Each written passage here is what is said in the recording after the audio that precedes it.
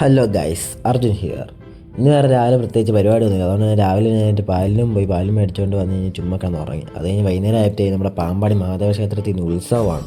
അതുകൊണ്ട് തന്നെ വൈകുന്നേരം ഒരുങ്ങി നമ്മൾ പാമ്പാടിയിലേക്ക് ഇറങ്ങി. പാമ്പാടിക്ക് ഇറങ്ങി രാത്രി 7 എന്നാൽ രാവിലെ ബസ്സോ വണ്ടിയോ ഒന്നും ഇല്ലാത്തതുകൊണ്ട് 3-3.5 കിലോമീറ്റർ നടന്നാണ് ഗൈസ് പാമ്പാടിക്ക്. അങ്ങനെ ആദ്യം നമ്മൾ വന്നത് പാമ്പാടി സ്റ്റാൻഡിനകത്താണ്. പാമ്പാടി സ്റ്റാൻഡിനകത്ത് ആദ്യം കാണുന്ന ആറാട്ട് കഞ്ഞി കൊടുക്കുന്നിടമാണ്.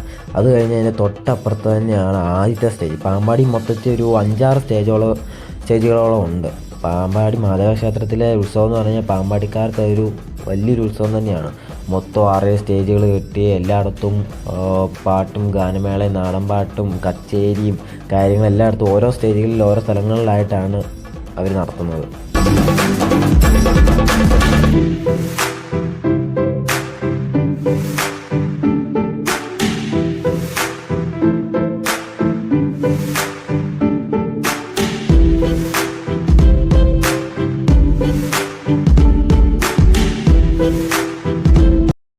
ഞാനങ്ങനെ ഓരോ പരിപാടി കണ്ടുകൊണ്ട് വന്നപ്പോഴാണ് കേട്ടോ ഈ 3 പേരെ കണ്ടു. ഇവർ 3 പേര് എൻ്റെ കൂട്ടുകാരാണ് കേട്ടോ. പിന്നെ ഞങ്ങൾ 3 പേരെ ഓരോ പരിപാടിയൊക്കെ അങ്ങോട്ട് കാണാനായിട്ട് പിന്നെ നടത്താം. അങ്ങനെ പാമ്പാടിലെ ഓരോ വിശേഷങ്ങൾ നമുക്ക് കാണാം. ഓക്കെ.